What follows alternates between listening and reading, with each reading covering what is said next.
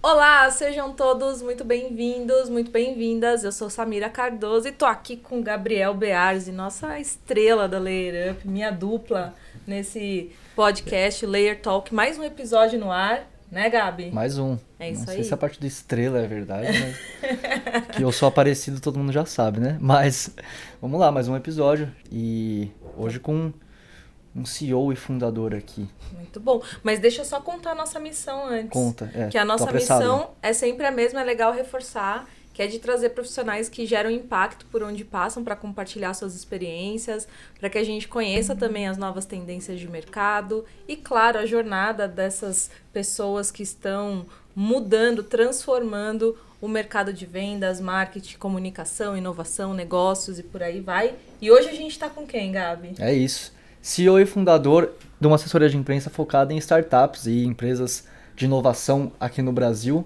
Estamos aqui com ele, Bruno Pinheiro. Seja bem-vindo, Bruno. Muito obrigado. Um prazer, uma honra. O convite de vocês não é convite, é intimação, tem que estar aqui. Então, aqui estou com uma honra, com felicidade. Pô, tô doido para bater papo, conversar, falar sobre tudo que vocês querem descobrir. Então aí. Muito obrigado. A gente que agradece. Pelo amor de Deus. Exatamente. Muito bom. A PR Comunicação, para quem não conhece, é uma assessoria que começou ali pioneira com a comunicação de startups e hoje é um grupo especializado em relações públicas, de produtos, serviços, enfim. É isso aí. A gente estava aqui um pouquinho, minutos antes de dar o play. Aquecendo os motores, Aquecendo os motores aqui. Você começou a contar um pouco desse início da sua trajetória, né? Como que você fundou a PR, como que esse projeto aconteceu. Queria que você contasse aqui, agora com todo mundo assistindo, para a gente poder desenvolver a nossa conversa. Eu não vou romantizar a coisa, né? Muita gente romantiza o empreendedorismo, né? Do tipo, nossa, meu sonho, eu fiquei anos idealizando, escrevi no papelzinho quando era pequeno. Nada disso. Eu, na verdade, quando comecei a fazer a faculdade de jornalismo, disse que eu tinha certeza que eu nunca trabalharia com assessoria de imprensa na minha vida. Cá estou eu, 20 anos já nesse mercado. Mas a PR, ela nasceu de uma junção de 3 elementos. O primeiro deles, uma demissão, né? Que pouca gente encara como algo positivo, e eu encaro, eu acho que eu agradeço, se não tivesse demissão a PR não existiria. E o segundo é uma oportunidade de mercado que eu enxergava. E o terceiro, a necessidade de ter autonomia de imprimir minha visão em um negócio, que eu nunca tive. Essa demissão aconteceu em 2013. Depois eu volto como eu me embrenhei no mercado de startups, mas contando o início da PR foi isso. Aconteceu em 2013, dia 8 de março de 2013, uma sexta-feira. A PR já estava operando dia 11 de março de 2013, numa segunda-feira. E a junção dessas 3 coisas, ela não toma muito tempo na hora de decidir, né? Você não tem muita opção. Você tem que fazer.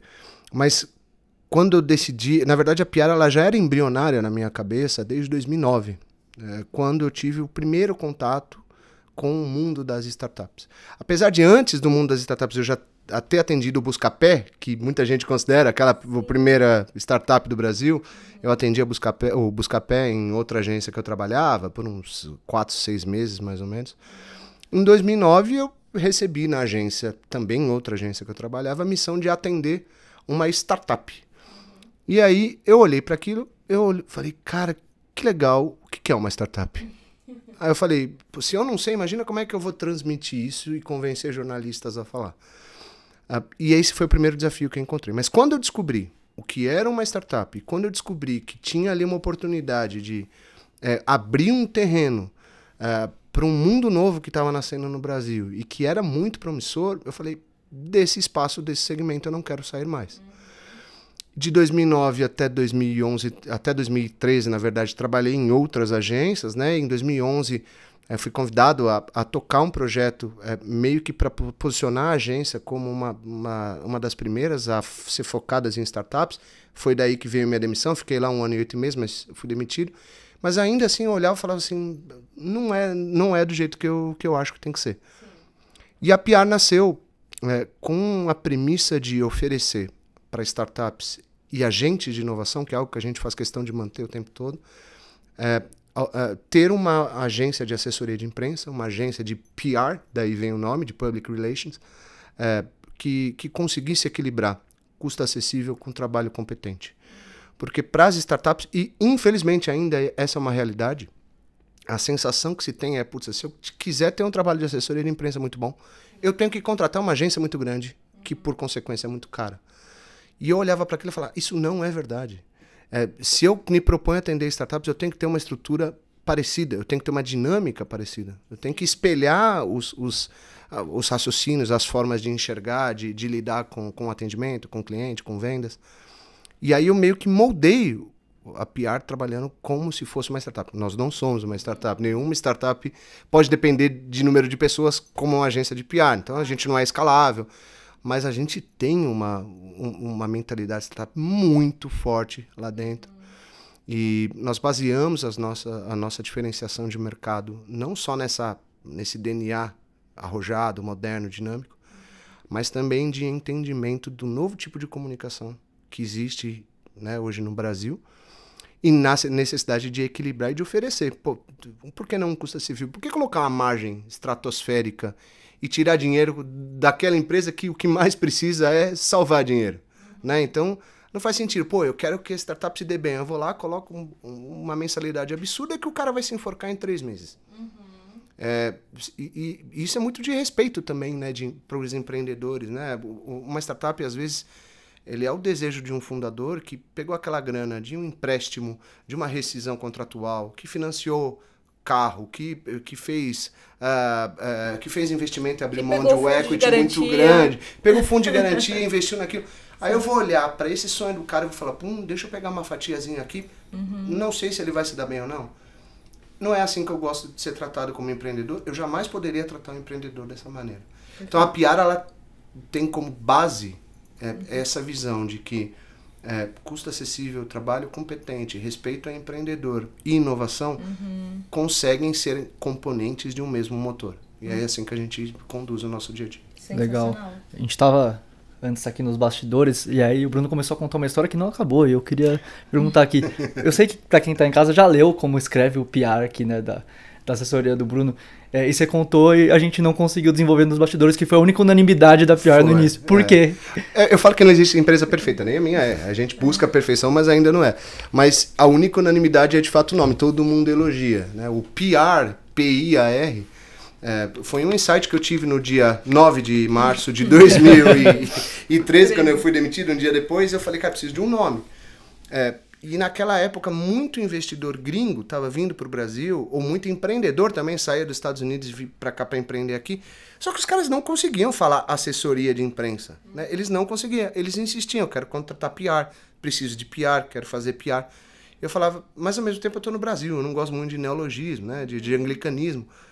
Como é que eu faço? Aí eu falei, já sei, vou colocar um PR, P-I-A-R, brincar. Só que eu falo que tem 3 explicações, você pode escolher a que você preferir. A primeira é essa, de abrasileirar o PR.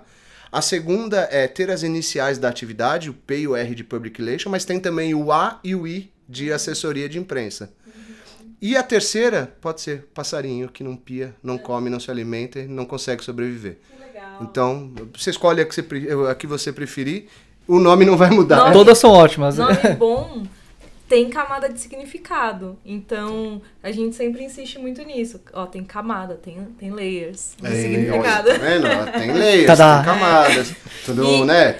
Se não tem um significado específico, é mais complexo de você conseguir explicar para o mercado o que você é e se posicionar.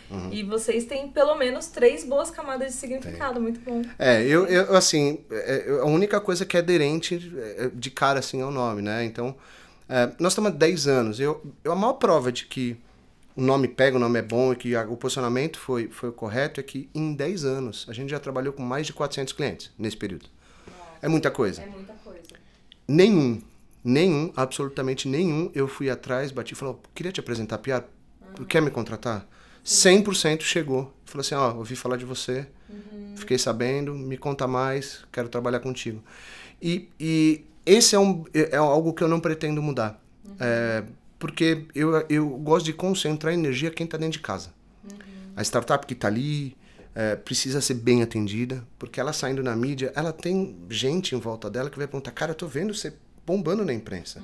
Como é que você fez? O que vai acontecer? Puta, tá aqui meu fornecedor. Fala com esses caras. Sim. É natural. E outro papo que a gente estava tendo, eu acho que é muito justo trazer aqui, foi que eu perguntei para o Bruno o foco, né, em startups. Eu perguntei para ele como que se prepara o terreno para quando essa startup atinge um limite maior, né, e aí chega em um outro patamar. O Bruno estava me respondendo e estava contando que a PR está no mercado há 10 anos e existem clientes que estão há 10 anos. Então eu queria que você contasse um pouco para o público tudo que você estava contando pra gente antes, desse pensamento de como as coisas funcionam, e também dessa longevidade, né, de parceria com alguns clientes que vocês têm. É isso. Eu tenho outras agências que se posicionam, eu sou agência do ciclo completo, eu sou dos unicórnios, eu sou a assessoria de imprensa que leva a startup para onde ela quiser. Ponto. A minha tagline, o meu slogan é a agência dos êxitos. Por quê? Porque a gente teve em 10 anos casos de startups que saíram tanto na imprensa que chamaram a atenção de compradores.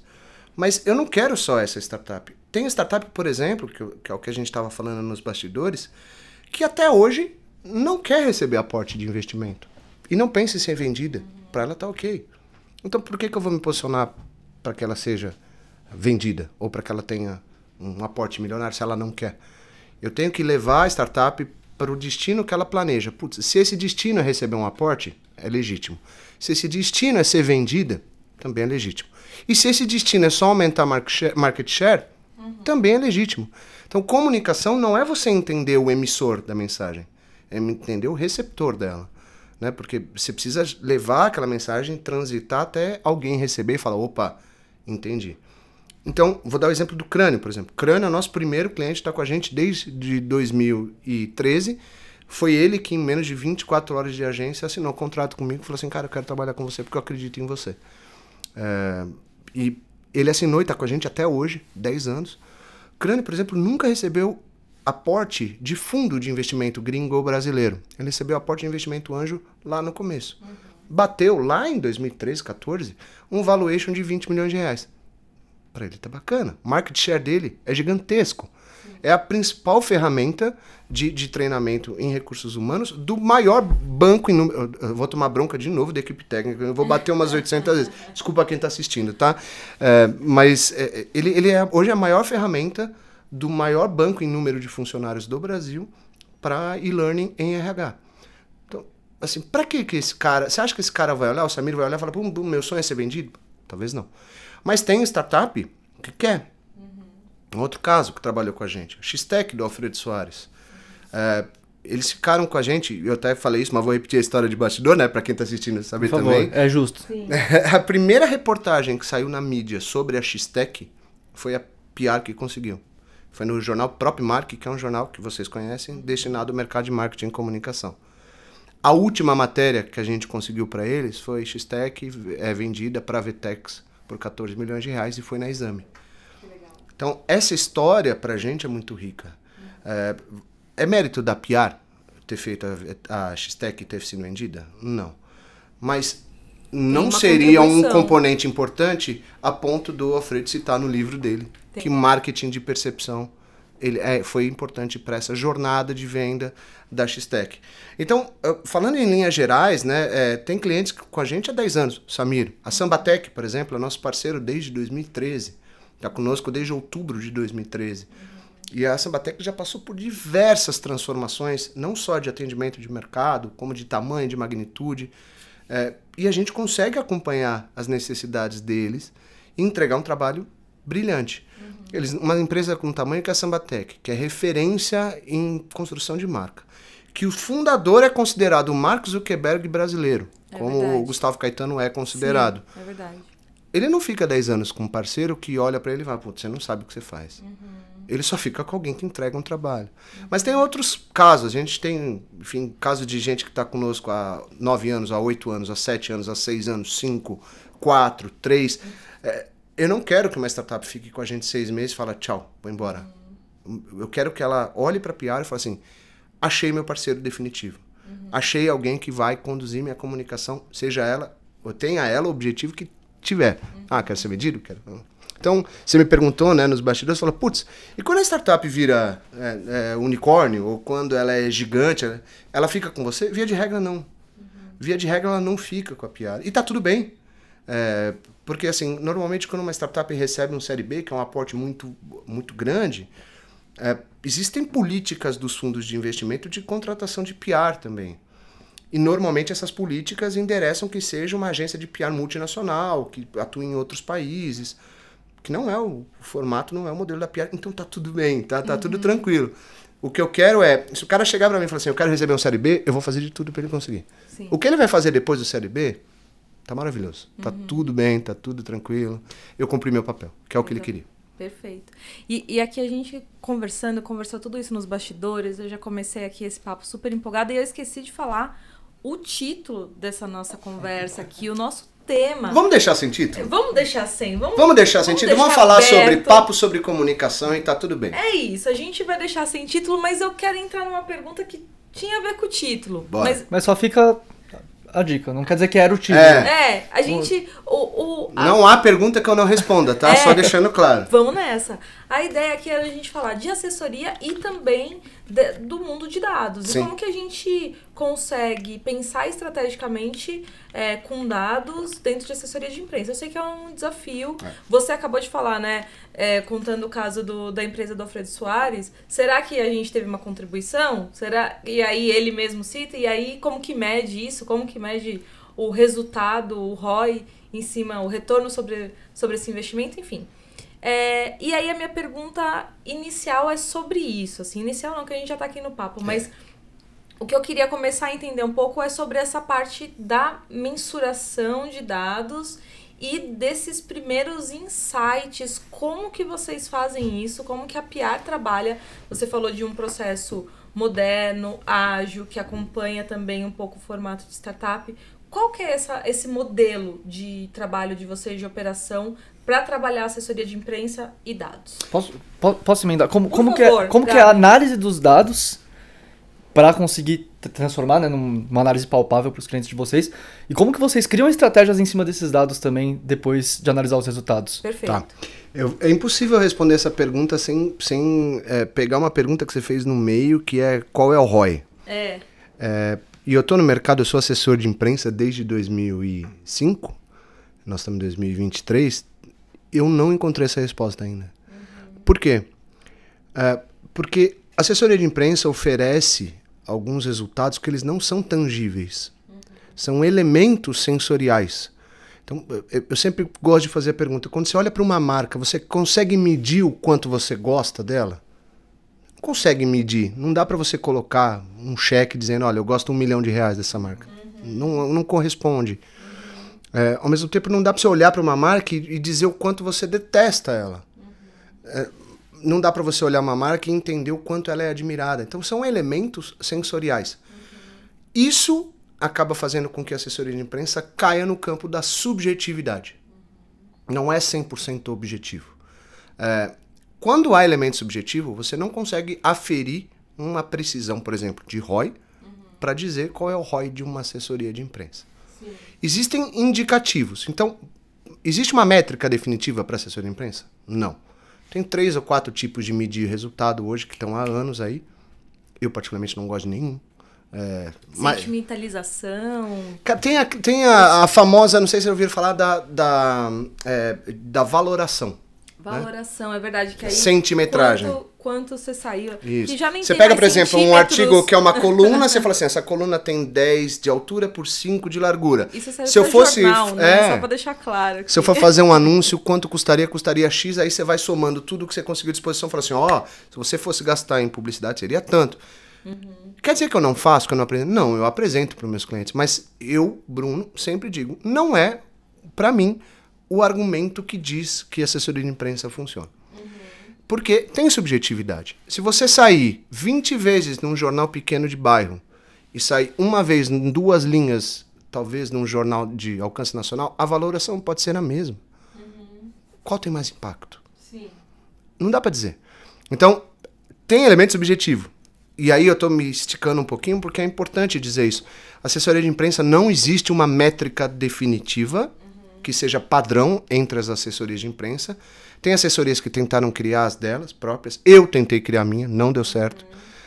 Então, eu ofereço, e nós chegamos à conclusão, e aí eu vou para a resposta, que eu tenho que oferecer a gama de dados disponíveis que eu tenho acesso e deixar o cara decidir. Não tem outro caminho. Sim. Eu tenho como medir a satisfação com o meu trabalho. Então, eu, por exemplo, fui a primeira agência de PR a implementar técnicas de NPS. Isso lá em 2014, quando ninguém falava de NPS. Então, desde 2014 eu tenho NPS lá. Então, eu sei qual é o grau de satisfação com o meu trabalho. Mas eu ofereço para o cara a centimetragem, eu ofereço para o cara a capilaridade, uma estimativa de impacto de audiência, e ao mesmo tempo eu alinho com o cliente, antes do trabalho começar, qual é a expectativa que ele quer atingir com aquilo. Que é o que a gente chama internamente de veículo-sonho. Qual é o seu sonho de veículo para sair? Putz, meu sonho é sair na Forbes, meu sonho é sair na Exame. Óbvio que tem uma triagem falando, cara, você quer sair na Forbes, mas seu público não lê Forbes. É um sonho que não faz sentido. Vamos trocar esse sonho?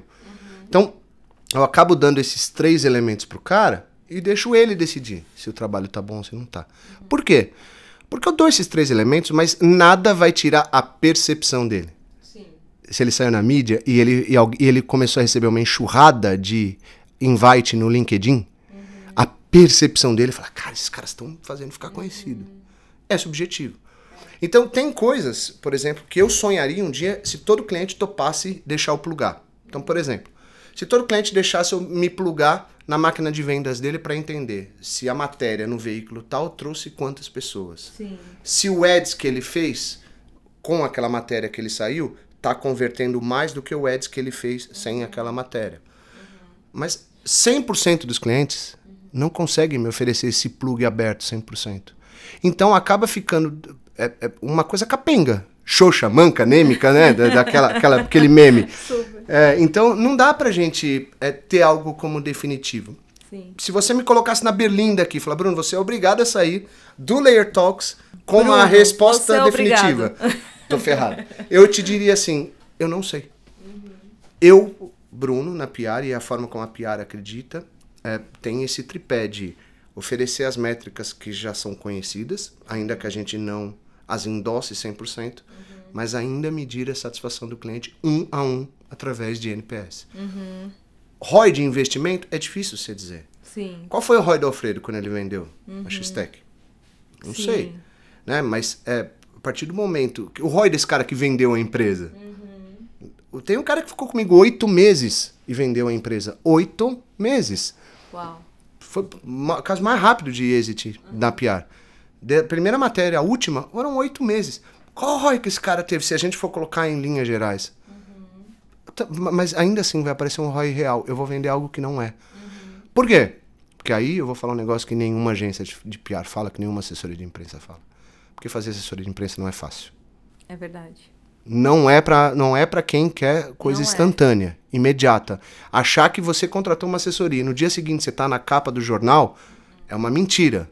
É uma ilusão.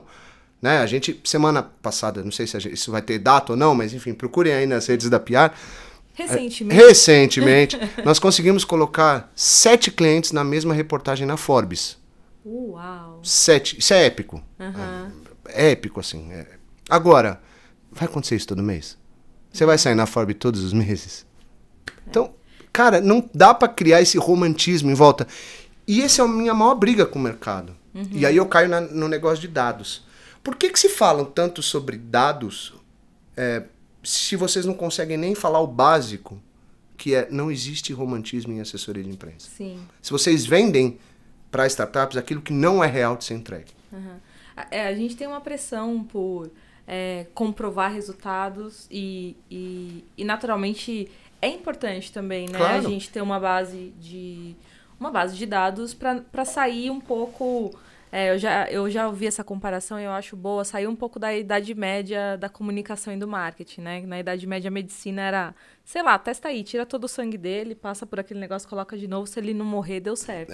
E às vezes a gente, no marketing, na comunicação, às vezes a gente trabalha meio na tentativa e erro. Vamos testar aí, vamos ver se vai dar certo. Ih, deu certo, que bom, vamos fazer de novo. Mas você falou algumas coisas que eu achei que são interessantes para puxar um gancho aqui. Primeiro, dessa forma de conseguir plugar, você conseguir ter uma visualização ali do processo do funil de vendas. E tem um outro impacto que a gente percebe muito. Quando a gente, seja com campanhas de awareness, que não são campanhas de performance, né, de branding, ou com assessoria de imprensa, a gente percebe que existe um aumento do volume da marca no Google. Então, ninguém acorda pela manhã e digita PR lá no Google porque achou legal, ou layer up no Google porque eu quero. Isso só acontece, essa volumetria pela marca só aumenta porque as pessoas foram expostas por diversos meios. Talvez, não sei se é essa a resposta, ou essa é a única resposta, porque certamente não é. Mas está aí uma boa referência, né, de um trabalho muito bem feito. Se tem mais pessoas buscando por aquela empresa ou por aquele embaixador, aquele CEO e etc., muito provavelmente alguém antes fez um trabalho de informar e de posicionar. O teu raciocínio agora, ele mostra para outros empreendedores, ele é fundamental para entender, por isso que é muito importante o teu raciocínio, de que apesar de não haver algo, digamos, escrito em tábua, né, que vale aquilo, tem indícios. Sim. Então eu sempre falo para os clientes, você saiu numa reportagem, analisa o teu comportamento em rede social. Você ganhou o número de seguidor, você teve um aumento de engajamento, você tem, as pessoas estão curtindo mais posts, sua capilaridade aumentou. Analisa o teu LinkedIn, você como empreendedor, você teve um aumento de procura, você teve mais convites de conexão. Analisa a performance do teu site, você teve um aumento de procura, como é que está a tua performance de Google, se o teu time de SEO está esperto com isso, ele percebeu alguma diferença, começa a analisar teu funil de vendas, se aumentou tua conversão, se teve algum pico de conversão naquele dia, ou funcionou para atração mais de lead. Sim. Então assim, é óbvio que a função do marketing não dá para ser curto e simples, assim, putz, saiu na mídia, ignorei. Não, você tem que olhar para todos os indícios, claro. Porque você consegue juntar isso com o subjetivo, que é a percepção. E aí eu até fiz uma palestra sobre isso. Durante um bom tempo, o nosso slogan foi admiração vende. E eu digo que admiração vende porque é uma fórmula de humanas, porque eu sou de humanas, eu não sei fazer conta. Aliás, é uma briga com a minha mulher, eu falo assim, ó, você cuida das contas, eu cuido do português. E tá tudo certo. Mas eu não sei fazer conta, mas eu tentei colocar em uma fórmula para as pessoas entenderem o que entrega assessoria de imprensa, comunicação e marketing de uma maneira geral. Ninguém compra algo que você não admire. É verdade. Estamos de acordo com relação a isso. Com certeza. Mas vocês vão estar mais de acordo com a próxima frase. Você compra algo que você não conhece? Não. Muito difícil. Não, então, o que torna... qual é o elemento fundamental dessa equação? Notoriedade. Se você não é notório, não há possibilidade de você ser admirado e, portanto, você não consegue vender mais. Sim. Só que, para você ser admirado, e aí não é uma questão 100% de PR, é uma questão de marketing, de posicionamento, de produto, de experiência de cliente, que é principalmente o papel da startup, o papel da assessoria de imprensa é da notoriedade. Então, tudo isso acontece no teu raciocínio se você for notório. Exato. Se você não tiver... É o chavão, o slogan, classudo, feio, mas é verdade. Quem não é visto... não é lembrado. Isso é 100% aplicado para marketing. E aí eu faço um exercício com todo mundo, né? Quando eu faço às vezes eu faço essa palestra ainda, e eu falo assim, putz, você tá lá, paradinho, você recebeu um e-mail, fala assim, pô, meu sonho é ter um iPhone. Aí chega lá e fala assim, iPhone 14 com 80% de desconto é no e-commerce tal. Você vai abrir o e-mail? Vai, vou. Você vai abrir o e-mail? Com certeza. O Gabriel vai também. Partimos da premissa do mapa mental da ação. Falaram né? nos bastidores que eu tô precisando de um celular novo. Então. Você vai abrir o e-mail. Ponto. Esse é o mapa mental de todo mundo. Você abriu o e-mail e você leu ali, pô, 80% de desconto dividido em 12 vezes no cartão, o iPhone mais top de mercado. Você nunca ouviu falar daquele e-commerce. Qual a primeira coisa que você faz? Eu vou ficar levemente desconfiada. E qual é a sua próxima ação? Pesquisar. Vou pesquisar se ele Aonde? existe no Google e tal. Matou. Reclame aqui, qualquer coisa. 90% das pessoas vão ao Google para conhecer uma marca que elas não conhecem. Ela joga no Google. Não tem? Na primeira página não tem nada daquele e-commerce. Na segunda página não tem nada. Quantas pessoas você conhece que vão até a terceira página? Não sei nem quantas que vão até a segunda, para ser sincero. Eu acho que eu ainda sou chato, eu vou até a quinta, normalmente. Mas a maioria delas desiste após a segunda página. Sim. Agora, você recebeu esse e-mail, você entrou no Google, você digitou o nome do e-commerce e na primeira página tem 4, 5, 6 reportagens falando assim, promoções, especialista falou, CEO da empresa, porta-voz não sei o quê. O que você vai pensar? É real. Essa empresa Qual o existe, teu próximo eu posso passo? comprar o iPhone. A possibilidade de você comprar ou não, ela é grande. Né? Se você vai comprar ou não, não sei. Só que aí você sabe que no tracking da compra, o e-mail marketing é que vai ganhar esse ponto. Não né? tem problema nenhum. Aí é que tá, não tem problema nenhum. Porque o processo de assessoria de imprensa, ele é só um dentre o ferramental em marketing. Sim. Por isso é que ele tem que estar casado com tudo e é o que eu oriento sempre. A assessoria tem que estar plugada em marketing. Quando ela está plugada em qualquer outra área, tem alguma coisa errada. Sim. Não vai funcionar. Então tem que conversar com o marketing o tempo todo. Então, assim, eu tenho certeza que vocês entrariam, depois de ver 4, 5 reportagens, você no mínimo entraria no e-commerce. Com certeza. No mínimo. Se vai comprar ou não é outra história. A assessoria de imprensa cumprir esse papel. Tem muita ligação com papos que já tivemos aqui de branding e performance, né? É verdade. Como assim branding e performance? Tem que ser tudo uma coisa só, porque você tem que estar no Google, querendo ou não, é essencial você estar lá, mas ao mesmo tempo foi o exemplo que você deu nessa que a gente dá para muitas pessoas que procuram a Layer, que é ninguém vai acordar pela manhã e pesquisar Layer Up. Agora, se a pessoa for pesquisar Layer Up por ver a Layer Up como um todo, como autoridade, tem que estar lá. Então, para você, estourando no seu olho, que olha as análises e fala, o que está me dando resultado é Google, palavra-chave da minha empresa. Ninguém vai acordar e pesquisar o nome dessa empresa, então se lembre disso, tá? É isso. Lembre também, para você já conduzindo o apelo dele. Aqui, ó, você tá aqui, ó. Eu tô aqui? Aqui, ó. Nessa câmera, beleza. Não só você não vai acordar e pesquisar a palavra-chave, você, pessoal de SEO, como o raciocínio normalmente do teu cliente é diverso do que você pensa. Então, foque na temática. E aí entra todas as estratégias de inbound, de PR, de copywriting, de tudo. Então não dá para pensar em caixinhas separadas, né? Eu acho que vocês falam disso aqui também. É tudo um ferramental que tem que ter uma unidade de estratégia. Sim. E a assessoria é uma delas, e eu diria que é uma das mais fundamentais. Aquilo que pode mudar o game, o jogo, para quem precisa vender mais rápido e melhor. Muito legal. A gente tem uma... Desculpa, Gabi, te interromper aqui. Vai na fé. A gente tem uma brincadeira já há muitos anos que a gente faz, que é do time de futebol.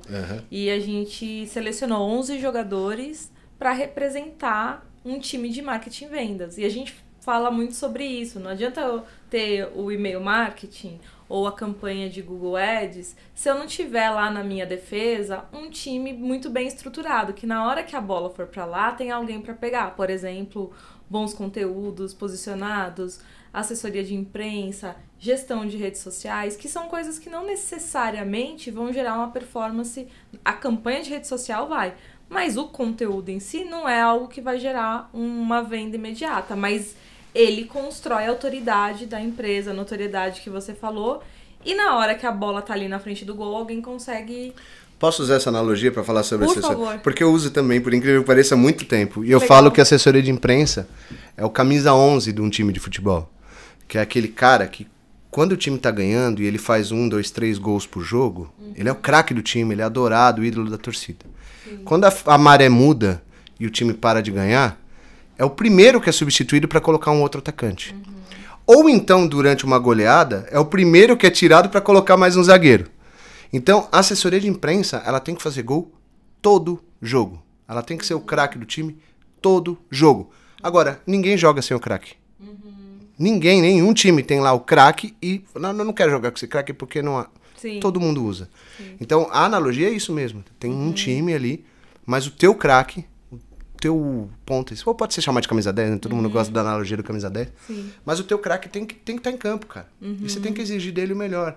Sim. Mas ele é parte de uma engrenagem. Sim. Não adianta achar que sozinho é... Assessoria. A gente tem um monte de conteúdo também da PR falando, assessoria não é casa de milagre. Não. Nós não somos casa de milagre. Assessoria de imprensa é um trabalho de longo prazo, que demanda cadência, demanda ritmo, demanda consistência. Tanto é que, por exemplo, a gente não faz job. Eu já cansei de perder cliente porque eu falo, eu quero ficar 3 meses. Eu falo, não faço. Eu quero só um job de 1 mês. Não faço. Eu quero só divulgar uma notícia, um aporte. E depois eu não tenho. Não faço. Porque eu sou meio radical com isso. Eu acho que não dá pra você pegar uma amostragem de tempo não condizente com um trabalho, só pra você pegar essa grana, colocar pra dentro e encher teu cofre. Sim. Você não vai entregar a construção de marca. Isso dá gancho para uma pergunta que eu queria fazer. Manda bala. Talvez seja polêmica. Não há perguntas que eu não respondo. Talvez seja polêmica. Você falou sobre as dificuldades, sobre ser um processo longo e sobre romantizar PR. Sim. Você acha que o mercado como um todo, o próprio mercado de PR, romantiza o que é PR? Demais. Mas o tempo todo. Os caras vendem ego. E é isso que eu fico... Eu não posso falar palavrão aqui, senão eu tomo bronca. Mas... Tá liberado, a gente coloca um pi depois, pode então falar. pode colocar um pi. Eu fico puto. A gente não bota pi, eu só queria dizer isso. Puta que pariu. Eu fico puto com isso. Porque o grande desafio de PR, como a gente falou, é falar a verdade para o cliente. E a maioria das agências não fala a verdade. Ela sabe que, no fundo, ela mexe com o ego do empreendedor. Então, ela vai fazer aquilo que o cara quer, ela não fala não pro cara. Às vezes o pedido do cara é absurdo e ela vai e fala. Porque ela tá agradando o ego só para continuar recebendo a continha dela. Só que eu sou, de novo, às vezes eu sou conhecido por ser chato demais. Eu não quero deixar ninguém famoso. Eu quero deixar as pessoas ricas. Ponto. Eu quero que as pessoas olhem para a PR e falem: essa assessoria me deixou rico, essa me deixou milionário, essa me fez ganhar dinheiro, essa me trouxe um aporte gigantesco, ou essa me conectou com o meu comprador.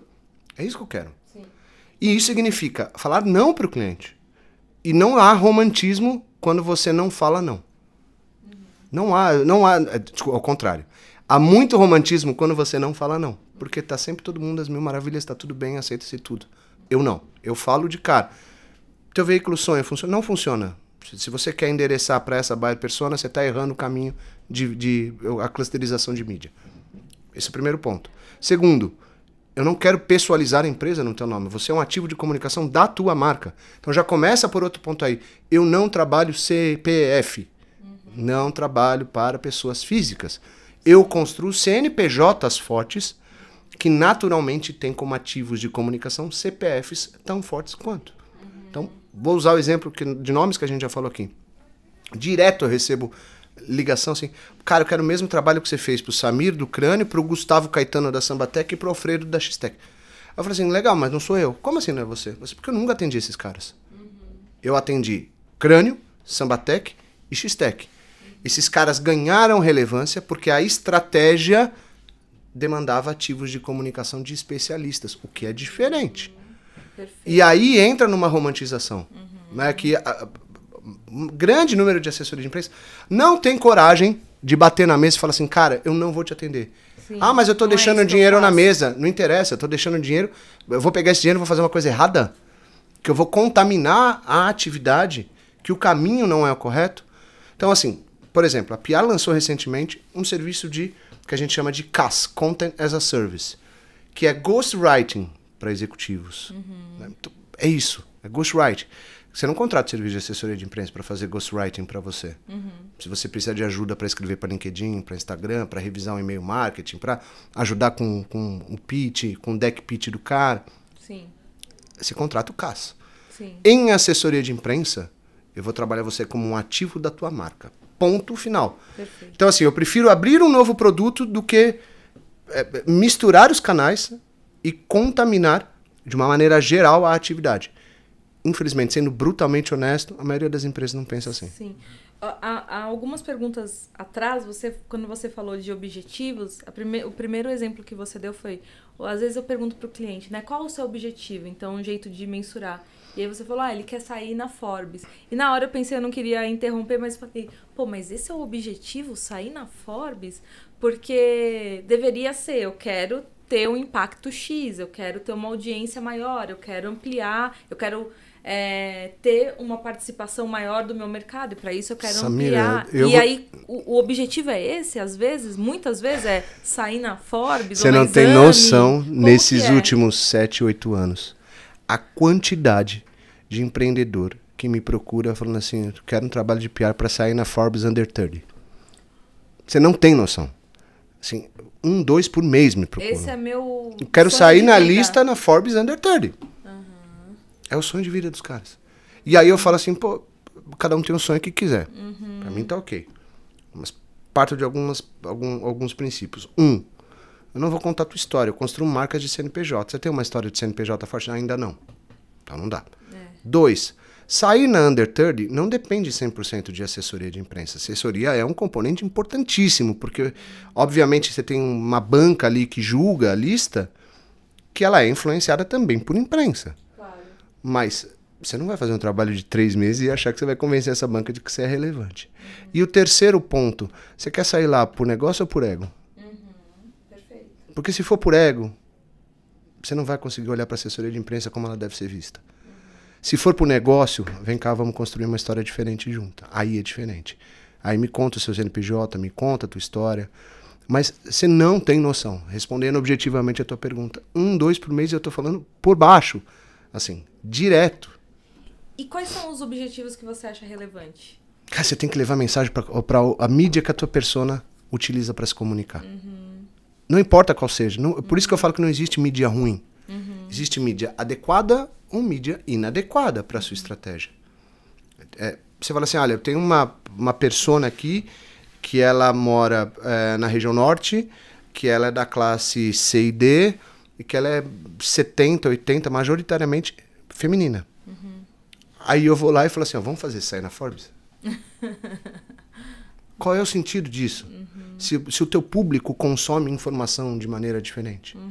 Então, eu oriento e eu digo que não existe estratégia de comunicação que não comece pela ponta final.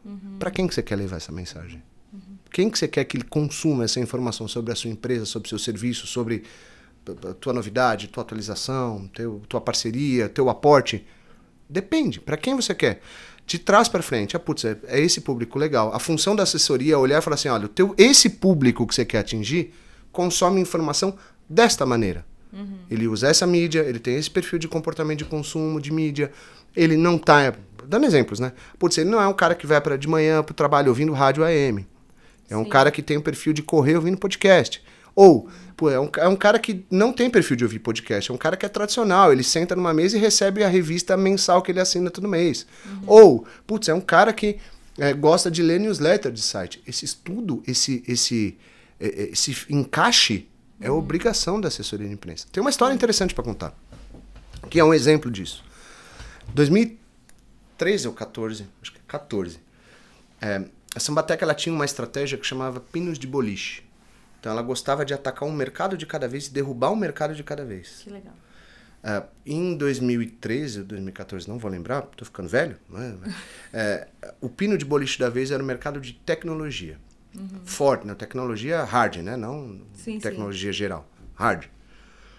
E aí eles lançaram uma nova versão da plataforma deles, que mudou de nome, recebeu uma baita de uma atualização, ficou mais robusta, ficou mais parruda e tal. E a gente perguntou, a gente começou a entendimento pela ponta final. Quem que é importante saber disso? Quem é o cara que você quer que leia essa reportagem e fala assim, opa, preciso ver isso aqui.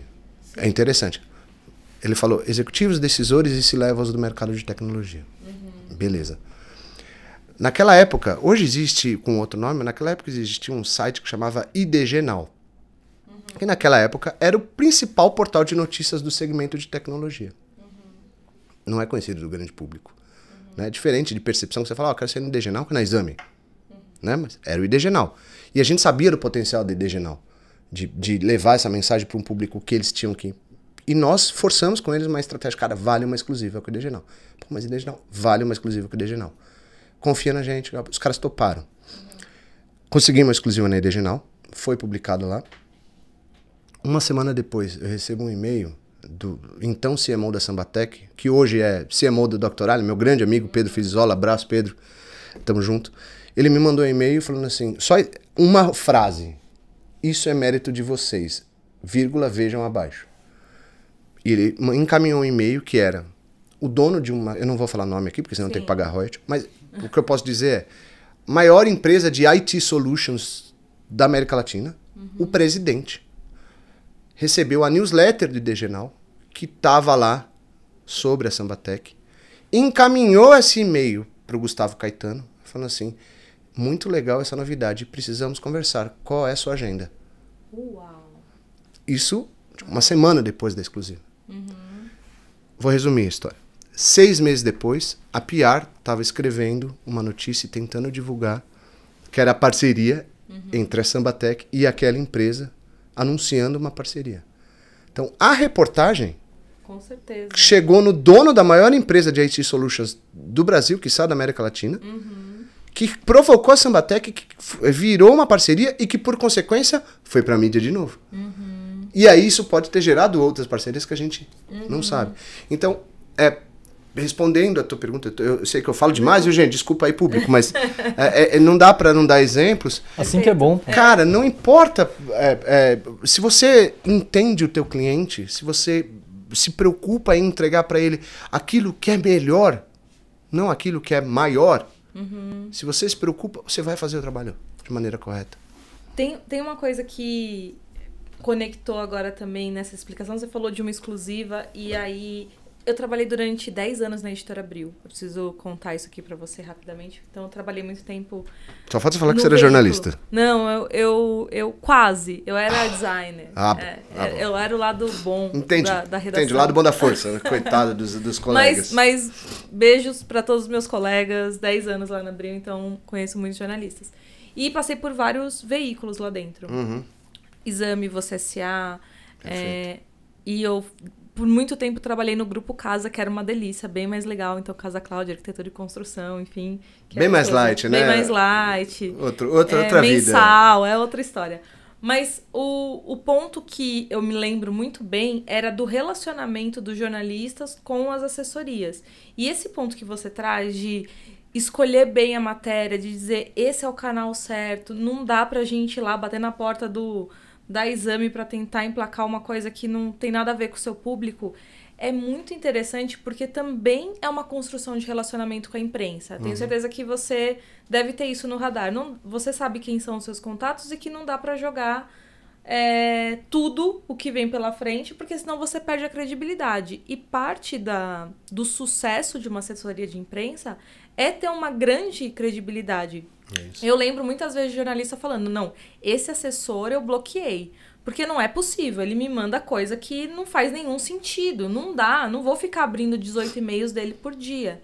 E aí eu queria entender um pouco, você está falando do lado cliente, assessoria, eu queria entender um pouquinho dessa sua visão em relação ao veículo. Como que é essa construção de vocês, essa aproximação, porque você falou da exclusiva e eu lembrei disso, eu falei, uma exclusiva também não é qualquer assessoria que consegue. Tem que ter uma construção de credibilidade com o veículo para conseguir trazer um resultado desse para o cliente também. Né? Aí você tocou numa parte que é o calcanhar de Aquiles do nosso segmento. Por quê? Porque a gente depende de uma boa relação com jornalistas. E a gente depende também depende não, acho que não depende a palavra, mas a gente precisa da isenção desses caras, da autonomia de apuração, da curadoria deles, do olhar do jornalista. E esses elementos impedem qualquer assessoria de imprensa de garantir resultados. Claro. Então não dá para nenhum... E é mais um erro, a gente volta aqui, mais um erro que a maioria fala assim, não, eu garanto que você vai sair nessa mídia, nessa mídia, nessa... Eu não falo isso para ninguém. O que eu falo? E aí eu respondo. Eu garanto que um jornalista que cobre a tua área, que está ligado à inovação, vai prestar atenção no membro do meu time. Porque, para prestar atenção, eu já fiz um matchmaking prévio de conteúdo e audiência. Eu não vou ligar para o cara que cobre recursos humanos e oferecer uma pauta de gastronomia. Eu não vou ligar para o cara que cobre gastronomia e oferecer uma pauta de física quântica. Eu não vou ligar para um cara que cobre startups e oferecer uma pauta de festa junina. Então, eu faço uma combinação prévia, mas eu faço uma triagem também, de qual é o momento certo para abordar esse cara. Momento, eu tô falando momento de dia mesmo. É de manhã, de tarde, à noite? É fim da manhã, começo da tarde, fim da tarde, começo da noite? Olha aí os dados. Qual a melhor forma de abordar esse cara? É e-mail? É telefone? É WhatsApp? É os três? É Instagram? A gente já vendeu pauta de tudo quanto é jeito. Já vendeu pauta pelo Instagram? Já vendeu pauta pelo Facebook? Já vendeu tudo quanto é jeito. Mas a gente faz essa triagem. Puta, esse cara é melhor abordar a tal hora. Melhor plataforma para abordar ele é essa. O que eu vou oferecer para ele? Esse conteúdo tem a ver com a audiência dele? Tem a ver com a audiência dele. Legal. Qual é o tipo de abordagem que ele prefere? É um cara que está em busca de notícias exclusivas ou é um cara que está só atrás de boas histórias? É um cara que trabalha com o que a gente chama de hard news, ou seja, cobrindo aquilo que acontece no dia a dia, ou é um cara que tem um tempo de apuração, ele pode se debruçar sobre uma reportagem em 2, 3, 4, 5 dias. Caramba, tem um mapeamento ali inteiro. A gente tem que fazer isso todos os dias. Dá exemplos básicos. Não se liga para um jornalista de redação, de revista semanal, você trabalhou na Abril, se ligar para alguém da Veja, quinta-feira, às 5 da tarde, é capaz de ser xingado até a 8ª geração. É verdade. Porque é a hora que o cara tá fechando. É até engraçado que tem um momento mesmo que o telefone parava de tocar. É isso, Parecia porque eles que as mandam pessoas- desligar. Parecia que as pessoas sabiam que a galera tinha que trabalhar naquele É momento. isso. A gente, né, as boas assessorias sabem a melhor hora de abordar. Então, veículo diário, jornal diário, Valor, Estado, Folha, o Globo, Correio Brasiliense. O fechamento desses caras começa às 5 horas da tarde. E por que isso é importante o empreendedor saber? Porque não adianta esse cara ligar pra assessoria 4h30 e falar, ó, preciso anunciar pra amanhã que eu tenho um negócio aqui. Fala, cara, na hora do fechamento. Então, esse mapeamento prévio de abordagem, de timing, de conteúdo, de plataforma, de audiência, faz com que esse cara preste mais atenção nos assessores que entendem isso. Sim. E lá na PR eu garanto que todo mundo faz isso. Sim. Antes de fazer uma abordagem com o jornalista. Então, quando você toca num lado importante, que é o lado do jornalista, apesar de eu não poder garantir que ele vai publicar, a gente consegue garantir uma excelente redação com esse cara. A relação com eles é muito boa. Sim. E não é uma relação de amizade, é uma relação profissional muito boa. Porque é um ganha-ganha. Eu tô levando uma notícia interessante para a audiência dele, ele tá ganhando um conteúdo que talvez nenhum outro veículo tenha, nenhum outro jornalista tenha. Sim. Então, pode ser uma exclusiva? Pode ser uma exclusiva. Pode ser uma estratégia de embargo? Pode ser uma estratégia de embargo. Pode ser... Eu não faço mais, mas quem quiser fazer, uma coletiva de imprensa, eu sou radicalmente contra a coletiva de imprensa hoje em dia, principalmente, 10 anos nunca fiz nenhuma. E pretendo não fazer. E tem gente que chega pedindo e fala assim, eu não faço. Aí você fala, por quê? Fala assim, cara, você tem noção como é difícil tirar hoje um jornalista de uma redação para ele ficar 30, 40, 1 hora se deslocando até o local, para ter a mesma informação que o concorrente dele e para ter direito a uma pergunta? E depois ele gasta mais 30, 40, 50 minutos, 1 hora para voltar para a redação. Tem que ser uma celebridade para conseguir. Não, tem que ser um fato extraordinário. E mesmo assim, um fato extraordinário para o mercado de startup não se faz com um coletivo de imprensa. A não ser que haja um gerenciamento de crise, aí é diferente. Mas que dificilmente chega no ponto de coletivo. Sim. De novo, já gerenciei crises, já fiz divulgações extraordinárias, já tive muitas coisas grandes que anunciei. Nunca fiz coletivo de imprensa. Não acho que é o caminho. Eu ia perguntar sobre o gerenciamento de crise. A gente está com o tempo apertado, mas eu vou perguntar. Pergunta. O quanto mudou um gerenciamento de crise de 2013 para quando você começou a copiar, ou até antes para agora? Porque assim, o mundo mudou muito, muitas coisas aconteceram. Você falou do novo tipo de comunicação, né? Logo no começo, então, que é legal. Não sei nem se tem um comparativo, mas se tiver um comparativo, como que era e como que está hoje? Cara, eu vou demorar um pouquinho, mas porque é uma resposta bem complexa, assim. Eu vou começar explicando um novo tipo de mídia, que foi algo que eu falei e não dei gancho aqui. A mídia mudou muito nos últimos 6, 7, 8 anos. A gente vive hoje a era do jornalismo declaratório e factual. O que isso significa? Antigamente estou falando 10 anos, 11 anos, 12, você tinha jornalistas que conseguiam ficar apurando uma história durante 10 dias, 12 dias, 15 dias, investigando, atrás de fonte, encontra com fonte em hotel, aquela coisa do jornalismo de cinema. Não vazava, tinha tempo de conseguir apurar e construir a história. E hoje o jornalismo ele não consegue acompanhar a velocidade de internet para que isso aconteça. E isso causou um impacto no jornalismo de uma maneira geral. O jornalista hoje ele tem que ser muito antenado com os acontecimentos, porque eles acontecem e são reportados numa velocidade muito grande. Então, o que acontece na Ucrânia, na guerra da Ucrânia com a Rússia, o cara sabe quase que 15 minutos depois. Antigamente, você imagina esse cenário há 10 anos, o que acontecia, o cara ia ficar sabendo 2, 3, 4 horas depois. Sim. Então, o perfil do jornalismo mudou. E, por consequência, o perfil dos jornalistas também.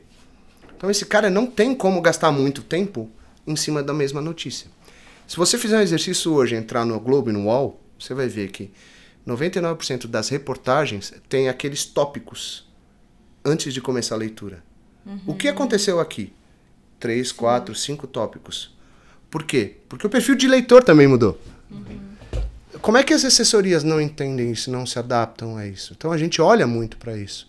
Como é que a gente ajuda o jornalista? Entregando menos tempo de pesquisa para ele. Então o cara gasta menos tempo pesquisando sobre aquela história. Que dado ele pode procurar para complementar essa história que a gente quer oferecer?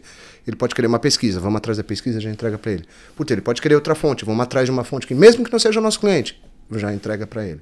Putz, ele precisa de um contraditório, já vamos sugerir o contraditório pro cara. Porque quando a gente chega pro jornalista e fala assim, bicho, só faz a curadoria, o cara vai olhar e falar assim, pô, você entende. Você não tá querendo emplacar o seu cliente, você tá querendo me ajudar. E aí, com o tempo, com essas coisas. Aí cai no negócio da crise.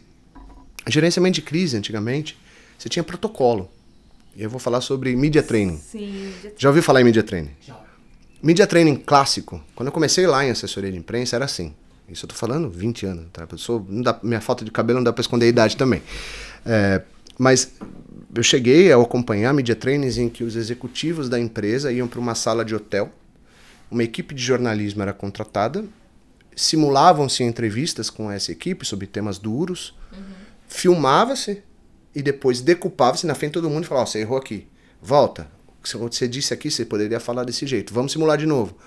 Gastava-se 1, 2, 3 dias fazendo isso. Trabalhando com o mercado de startups, isso não existe. Eu não dou media training. O que eu faço para o cara é, basicamente, eu dou dicas, do's and don'ts, faça e não faça quando você estiver em contato com a imprensa. E faça, não é sobre conteúdo, é sobre postura. Então, pô, não assuma uma postura paternalista, jamais pergunte para um jornalista se ele entendeu o que você está falando, nunca peça para ler reportagem para o cara. São práticas, boas práticas de contato e de convívio, mas nunca de treinamento. Por quê? Porque, e aí entra o gerenciamento de crise. Se você conhece o teu negócio, se você trabalha com startup ou com inovação, se você conhece profundamente o teu negócio, se você é proativo e se você é transparente num período turbulento, você tem o tripé essencial para sair de uma crise. Então, você não precisa fazer treinamento quando você conhece a tua empresa, né? Então, você conhece de cabo a rabo, você sabe exatamente o que está acontecendo com ela, você sabe exatamente um eventual problema, você sabe a origem, beleza. Você é proativo para atender a imprensa? Porque não adianta procurar a imprensa só quando é interessante para você. Sim. Você não vai atender a imprensa quando não é interessante? De repente está aí uma oportunidade de você se posicionar, né? O silêncio dá espaço para livre interpretação. Então, quando você não fala, o jornalista tem o direito de interpretar, e o leitor também, aquele silêncio como ele quiser. E o terceiro é transparência. Não fale algo que não aconteceu, não fale algo que não vai acontecer, não se comprometa com algo que você não sabe. Fale o que está acontecendo naquele momento, mesmo que não esteja acontecendo nada. Assim, ó, sei que está acontecendo isso, estou estudando o que eu vou fazer, me comprometo a dar uma resposta em 48 horas. Isso é um posicionamento. Sim. Verdadeiro, transparente e proativo. Então o gerenciamento de crise se baseia nesse tripé: verdade, proatividade, transparência. É o que eu falo para os nossos clientes. É muito difícil uma startup enfrentar uma crise gigantesca, um layoff às vezes. Sim. Mas é muito difícil porque as startups elas são muito rápidas, muito dinâmicas, né? Então, mas não tem muito segredo. O cara mudou muito. Tem uma diferença enorme. E eu não estou falando de décadas atrás. Estou falando de menos de uma década atrás, as coisas mudaram muito rápido. Nós estamos numa velocidade de consumo de informação, e aí falando não como assessoria, mas como consumidor de mídia que nós somos, que é absurda. O volume de informações que a gente absorve em um dia, talvez eu fale o dado errado, mas eu vi isso numa palestra, não consegui nem tirar foto e nem anotar, mas era mais ou menos assim.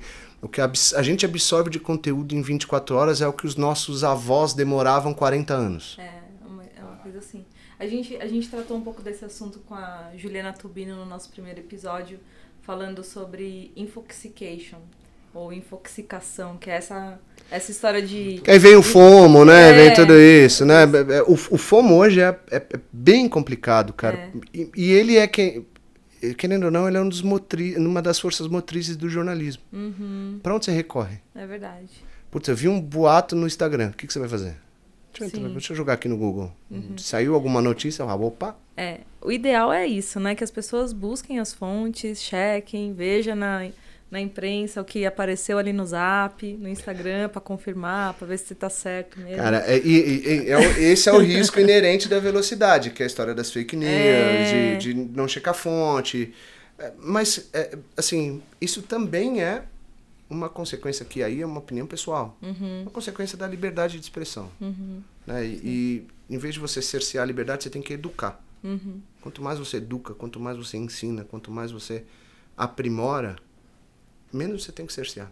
E a liberdade de escolher por consumir ou não aquela mídia, ela tem que ser sagrada. Sim. Bruno, a gente poderia ficar aqui... A gente vai ter que convidar o Bruno mais vezes. Venho! A gente poderia ficar aqui muitas horas, mas a gente precisa ir pro nossa rodada rápida. Que agora a gente chama aqui de frente com o Gabi. Se ele colocar o que começar a imitar, eu vou ficar assustado. Grandes frases da TV brasileira. Não pede isso, porque eu acho que ele que consegue. Rola. Não assim, precisa não. Eu vou me poupar dessa parte. Mas, Bruno, vamos lá. A gente vai falar aqui, são perguntas rápidas. Responder o que vier primeiro na sua cabeça. Tá, obviamente pode pensar, não é assim também. Se você não pensar também, vocês editam, viu, gente? Mas são temas do que conecta nós aqui e o público que está assistindo a gente, que é sobre carreira. Então, a primeira pergunta é: qual a principal habilidade, não técnica, mas comportamental, que você desenvolveu ao longo da sua carreira e hoje é muito importante para você? Construção de relacionamentos sólidos. Hoje eu tenho uma rede de relacionamento que é muito, muito sólida. E que me faz chegar a pessoas que eu talvez não conheça. Então, sabe aquela história de você estar a 2 camadas de distância? 2 layers de distância?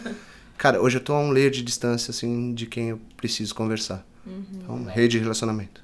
E o que você gostaria de saber quando você estava começando, que te custou aprender? Que você foi teimoso, você foi cabeça dura, e depois você conseguiu aprender, você olhou para trás e falou: putz, eu podia ter dado o braço a torcer antes, hein? Cara, acho que eu vou ter que ser duro nessa. Que aqueles 80% dos clientes que são fiéis, corretos, éticos, etc., valem muito mais a pena do que você ficar chateado por aqueles 20% de gente que é sacana, que é desonesta, que é antiética, que fala mal de você pelas costas. Então eu sempre vou olhar o copo mais cheio. Mas eu demorei muito pra perceber isso. Demorei muito pra deixar de sentir quando alguém era sacana comigo. E parar pra olhar e falar: pô, olha o tanto de gente que tá sendo bacana.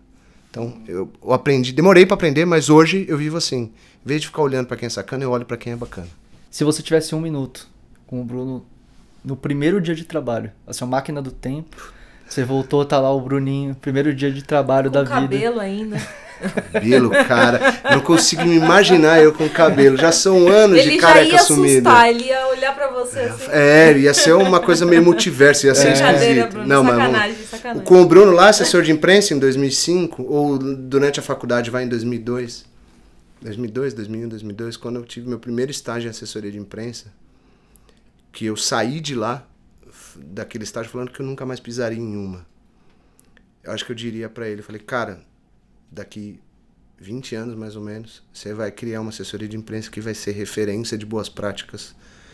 E continue no caminho que você se propõe. O caminho que eu me propus desde aquela época é nunca abrir mão dos meus valores, como ética, correção, integridade e honestidade. Porque independente da área que você atuar, se você não tiver esses pilares, não tem como a sua empresa dar certo. Então eu reforçaria a insistência. Insista, cara, porque eu quase me perdi no meio desse caminho. Eu saí da assessoria, fui para a redação, mas insista e não abra mão dos seus valores, que em nenhum momento eu abri. Então, acho que o conselho seria só um reforço. Perfeito. E essa daqui, eu brinco que todo mundo sempre faz o meme do Fred, sabe? Do jogador. Ih, rapaz, sei. Qual que é o pior conselho profissional que você já recebeu? Ih, rapaz. Pior conselho profissional que eu já recebi?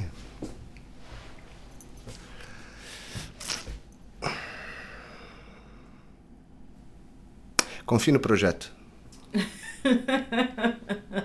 Eu me decepcionei muitas vezes antes de abrir a PR dos meus chefes que falavam assim: confia no projeto, mas ao mesmo tempo não é só... Porque eu também falo confio no projeto, mas é diferente. Porque eu abro números, eu mostro a situação. Mas o confiar no projeto cegamente. Do tipo...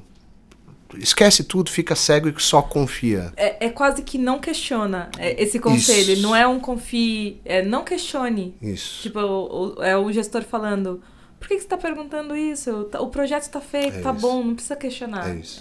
Eu entendo esse conselho, esse pior conselho. É isso. Tipo, eu confie cegamente no projeto, não questione e só siga em frente, só trabalhe. Porque eu fiz isso muitas vezes e me ferrei muitas vezes.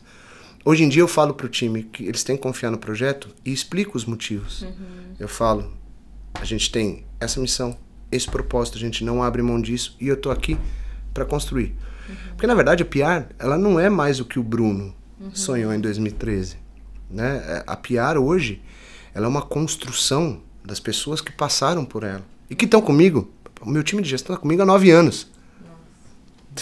Minha CEO está comigo há 9 anos. Tem 18 anos de mercado. Cara. É um monstro. Ela desenhou todos os nossos modelos, padrões, protocolos com todos os clientes. Ela que cuida do NPS, que mantém o NPS 8 há 5 anos. As minhas gerentes têm 10 anos de mercado, estão comigo há 9. Não dá para dizer que a PR é o Bruno. Não é mais. Então, essas pessoas confiam no projeto, mas porque elas entendem que a contribuição delas para o projeto é fundamental para isso. Porque elas confiam nelas mesmas. O projeto é delas. Legal. Ótimo.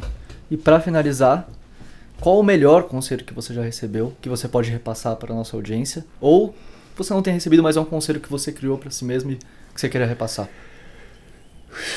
Cara, o conselho que eu recebi do Samir Yazbek, meu primeiro cliente que assinou o contrato em menos de 24 horas. Eu falo dele em todo podcast, mas ele é meu amigo e tudo bem, não tem que pagar royalties para ele de jeito nenhum. Né? Ele que me paga ainda vinho, e tá tudo bem. Mas ele, quando eu comecei a PR, em 24 horas ele assinou o contrato, ele virou para mim e falou assim, cara, se você entregar essa qualidade que você entregou de contato, de contrato, de sinceridade e transparência, não tem como dar errado. Ele falou só, a única coisa que eu te peço é, não tira o pé. Quando você achar que chegou lá, não tira o pé não. E ele me falou isso. Porque vai chegar um momento que você vai falar, já cheguei lá. Beleza, agora eu vou tirar o pé, vou descansar. Não tira o pé não. Continua insistindo. Então, esse foi o melhor conselho, que é de persistência. Né? Eu não me permito me acomodar. Constância. Né? Cara, assim, todo mês, todo dia, toda semana, trabalhando duro. Não importa se hoje a gente já é a referência fazendo gol. Sendo camisa 10. Lembra aquilo que eu falei? Tem que fazer gol todo jogo. E o melhor conselho que eu recebi foi do Samir. Ele falou, cara, se você entregar essa qualidade, você vai chegar lá. Mas quando você chegar, não tire o pé. Porque é aí que você tem que continuar entregando. Então, esse conselho até hoje me norteia. Assim. Maravilhoso, muito bom. Bruno, a gente vai te convidar mais vezes, com certeza, mas esse episódio vai ficando por aqui. Eu agradeço demais pelo seu tempo, pela sua disponibilidade, por essa troca honesta, franca, um papo que fluiu super bem. Aprendi, tenho aqui minhas anotações, inclusive, já saio aqui com bons insights, espero que a nossa audiência também. Muito obrigada. Imagina, eu que tenho que agradecer, Gabriel, Samira, um prazer enorme ter participado. Já falei, não é convite, é intimação, então quando vocês quiserem me intimar de novo, vocês já sabem onde me encontrar, venham com o maior prazer. Acho que a gente não falou nem metade do que poderia, porque tem muita coisa que a gente acredita em comum, mas deixo aqui para a audiência também meu agradecimento e peçam para eu voltar que eles me convidam, né? Quem assiste pede para eu voltar que eu volto. Comenta aqui se quer mais do Bruno, né? A gente, dependendo da plataforma que você tá, mas comenta aí, mas a gente vai convidar. Boa. Se vocês quiserem, e também deixar aberto, né? Quem quiser trocar ideia, entender um pouco mais, cara, qualquer plataforma você me acha, Instagram é @Bruno L. Pinheiro, ou no LinkedIn, Bruno Pinheiro, ou Facebook, sinal de fumaça, mensagem, WhatsApp, tanto faz. Mas um prazer mesmo, obrigado de coração, adorei, foi um papo muito legal, que a gente deixou sem tema e que fluiu super bem. Estou à disposição para a próxima convocação. É isso, Bruno. Muito obrigado. Antes de finalizar, mimos para você. Muito obrigado, muito obrigado. Depois eu faço um unboxing bonitinho, né? Bonitinho, mas obrigado de coração. É isso, gente. Bom, estivemos aqui com Bruno Pinheiro, fundador, CEO da PR. E para você que acompanhou até agora, agradeço bastante também. Agradecemos a audiência. Se você quiser ver mais conteúdos, por favor, fiquem no nosso YouTube, se você estiver no YouTube, no Spotify também, a gente tem outros programas, a gente tem hub de conteúdo no site, a gente tem os nossos cases, a gente tem Data Driven Decision, nosso hub sobre o mundo de dados, a gente tem Instagram, Facebook, LinkedIn, TikTok, a gente está em todo lugar, gente, todos os links estão aqui na descrição, Vai lá, acompanha, eu tenho certeza que vocês vão ter muitos insights com os nossos conteúdos.